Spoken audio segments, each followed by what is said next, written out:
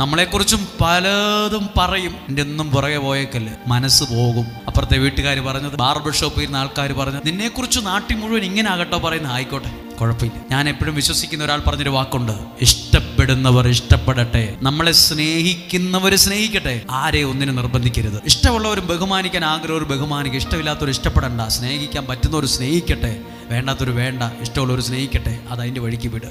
മനുഷ്യൻ പറയുന്ന വാക്കുകളുടെ പുറകെ പോയാൽ നമുക്ക് ഡിപ്രഷൻ വരും. അവരെന്താന്ന് വെച്ചാൽ പറയട്ടെ. പൗലോസ് ശ്ലീഹായെ കുറിച്ച് പറയുവാണ്, പുള്ളി ആരോ കൊന്നിട്ട് വന്നതാന്ന്.